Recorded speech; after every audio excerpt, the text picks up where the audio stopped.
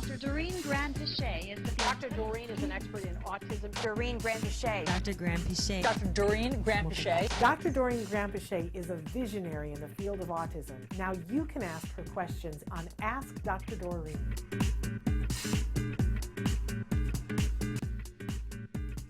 We had a question that came in, sort of a follow-up from our West Virginia mom. Okay. I don't know whether you were here for the first part of the question or it might have been Evelyn Kung. Okay. But her son had a meltdown at the aquarium. Oh, okay. A bad meltdown. And so she said, hello, Shannon and Dr. Doreen, West Virginia, mom again. My son, almost 5, has been having panic attacks since the disastrous aquarium trip a month ago. Mm-hmm. They seem to be related to the dark and now have gotten so severe he can't go upstairs without me.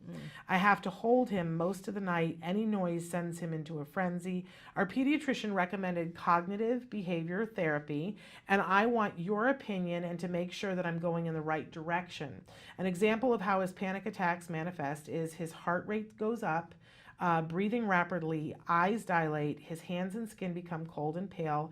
He starts asking for bath, I'm assuming it's because he feels cold, and eventually this leads to vomiting. Any input is appreciated and much love to you all. Oh my gosh. And much love back to you. This mom has been through it and then some, and always rises to the occasion. Amazing. I want to nominate her for having her own blog and show about homeschooling, because she posts projects that blow my mind. She's just such a good mom. Amazing. Unbelievable.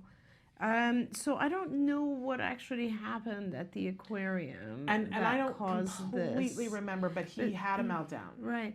And so I think, the thing about, you could do panic, you could do cognitive behavior therapy depending on his level of comprehension, because cognitive behavior therapy is very similar to what we do on the higher level. So ABA is behavior therapy, and everything that you're pretty familiar, our West Virginia mom, with our curriculum, and everything we do in our cognition and executive functioning curriculum areas is more or less cognitive behavior therapy. The difference with behavioral and cognitive is just that a lot of it involves mental activity. Cognitive behavior therapy, for instance, if he's having panic attacks, he would have to basically do exercises and stuff that involves like writing things and things that, and I don't know what his capabilities are. He seems pretty young to me for cognitive behavior therapy. 4-year-old, generally you're doing more behavioral than cognitive. So, and what I would recommend at this point is that, again, I don't know, maybe you will write in and tell us what caused it. But right now, we know for a fact that he is afraid of a stimulus, which is the dark, right? That seems to be one stimulus that we know he's developed a fear of. So why don't we just look at it as individual phobias, which are leading to panic attacks. And then let's see if we can help acclimate him or help him get over the individual phobias. And so the number one thing I would recommend that you kind of learn about is called systematic desensitization. It's a procedure that pairs relaxation type activities or positive calming type soothing activities with the cause of the fear, of the phobia, of the panic. So the way that it works is that you will, let's say, he will have currently, let's say, the aquarium, or I'm not sure if this is related to the aquarium, but whatever is the most fear-evoking stimulus. So let's say actually being in the aquarium potentially would be the number one fear-evoking thing. Or at this point, it might even be being upstairs alone, because I can't put it all together, but it sounds like upstairs is dark. I'm not sure, but being upstairs alone in his room when it's dark perhaps would be the number one fear-evoking stimulus. And then what you do is you, let's say, take 20 steps down from that. So the least evoking, fear-evoking stimulus at this point might be, I don't know, maybe let's say being with you at the bottom of the steps. And then let's say one level up from that would be, let's say, looking at a picture of the upstairs area. Another one would be perhaps looking at a dark picture of the upstairs area. Another one would be, viewing a video of it. Another one would be like going halfway up the stairs. And okay, so you have to write the most fear-evoking and the least fear-evoking that he can handle right now, and then put gradients in between. And you could put as many as 20, it doesn't really matter, and they can be any kind of, they can be in vivo, which means he himself is physically in that situation, or they can be pictures or videos or sounds or whatever it is, okay? And so that's his fear hierarchy.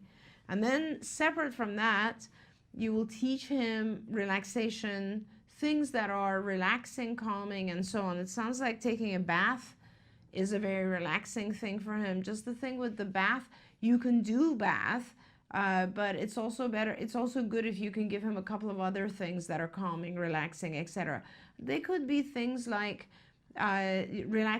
deep breathing exercises. We teach our kids a lot of breathing exercises, and like inhaling and meditation type breathing, and then that will generally calm the heart rate anyway.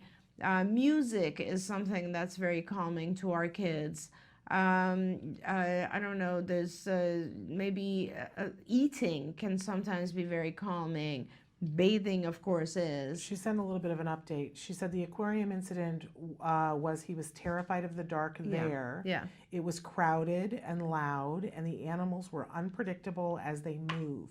He pretty much cried and was shaking the entire time, and the panic started there at the aquarium, and the asking for the bath did as well. Yeah. Okay, so basically he is... right now, I think what we should look at is a phobia of the dark. Let's look at it that way. So essentially, it's the same thing. So you will basically think of some calming things that work for him. So meditative breathing and counting, for children, music, just putting on headphones, things that are the opposite of panic, things that are calming, okay? And you practice those separately. And then the process of systematic desensitization is that you pair the least fear-evoking stimulus with that relaxation to a point where he's fully comfortable with it. And then the next day or 2 days or whatever, you go to the next level stimulus and the next and the next and so on. So until he finally is able to be upstairs in the dark alone, and he can maybe put his headphones on and be very chill about it. So, but you're not there, and this process will take maybe a month, and if you work at it every day, and what you do is you just repeat the stage that you start with until you see that he's fully comfortable. So you need to give him 2 to 5 different ways of calming himself. A bath is one, but that kind of always involves you. Maybe give him some other, like a warming toy, like a stuffed animal that has been heated up. The warmer animals, or other things that are comforting to him. Maybe he has a blanket that is comforting, or anything that is calming for him, and start working on your hierarchy. And you basically pair the two together. You just essentially, you'll put the picture in front of him, and then you'll see the reaction starting, and you'll give him the animal. You can also be part of those stimuli. You can be, your voice could be one of those things. You could sit there and say, you're doing great, you're fine, it's all good. You can hug him, certainly. But remember that ultimately you want him to be able to be up in the upstairs area without you. That's why if you are a stimulus, it's always going to be you, So it's better to have stimuli other than you that he can use. And then that's it. You work your way up the hierarchy until he's independently able to go up again. Yeah. It's tough. Phobias are tough, but they're, believe me, this procedure is completely successful 100% of the time. So. And I can attest to that. I've shared before on the show that in the second year of therapy, I had an event that triggered me having panic attacks. Mm-hmm. I had a lot of stress that was going on, and my husband and I was driving the car, and a piñata, a ginormous, like the size of a small playhouse, mm-hmm. fell off of a truck in front of our car. on the freeway. Wow. And we were in the fast lane and had to try to get over, and the piñata was in front of us and sparking, and I didn't know, I thought we were both going to die.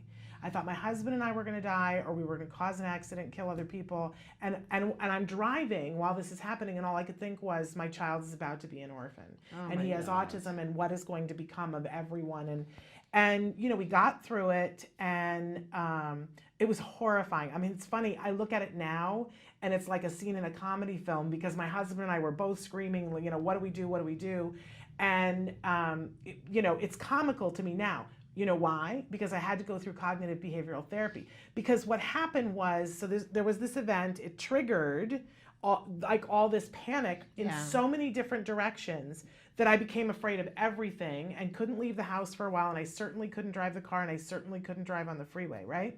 And eventually I did cognitive behavioral therapy, and a lot of it is that understanding where I had to, there was things I had to talk myself through and things that I had to write saying, okay, my blood pressure is up right now. And that's normal for me. I've never died from my blood pressure being up. So what are my list of things that I can do to calm myself down? It was a lot of self-talk and understanding what was happening. For a 5-year-old, that could be really, really difficult. Yeah, it's a little tough. But we went through systematic desensitization on about 10 different things that I was now triggered on, and it worked. Yeah. I mean, I drive more than anybody else, I think, right now. I'm a road warrior. So obviously it worked. But I do think that after I had the first panic attack, which was separate from the being in the car, it was about 3 weeks later that I had a full-on panic attack, and I was like, what is that? And a friend said, that's a panic attack. What you just had was a panic attack. And I went, oh, that's, everybody talks about that. I didn't know. And that's horrible. Those are bad. Yeah, They're it's really bad, yeah. And the friend said, well, the worst part about a panic attack is that now that you've had one, now you have to deal with the fear that you're going to have another one. And that's the worst thing. It's true. Because you're at the grocery store and you're like, oh no, I hope I don't have a panic attack here. Oh my goodness, I don't want to have a panic attack here. And then you're pretty much setting yourself up for a panic attack. Totally right. So imagine that in a 5-year-old. But I just wanted to throw my 2 cents in that all of the things that Dr. Grampiche talked about are all the things that work and have worked for millions of people. Yeah, it works. I also want to say too that Jed Baker has a fabulous, fabulous book that's overcoming anxiety in teens. And I know that's going to be like, he's a 5-year-old, so what could that possibly be? But and it's for all teens, not just teens on the spectrum, but there is a chapter in the book that is just for special needs kids, whether it's autism or Down syndrome or other things. And he talks specifically about dealing with anxiety with those kids. And I still think, having read the book, there are things that will help you, because he says the number one thing is that you have to make it worth their while to work on these things with them. Right. And that's the thing. And so I think you'll be able to apply some of that, and that I think you'll enjoy the book. And I think it's like $11 on Amazon. I do love Dr. Jed Baker. Not as much as I love you, but I do love Dr. Jed Baker. Hey, thanks for watching Autism Live. To subscribe, click here. And if you'd like to check out some more of our videos, click here.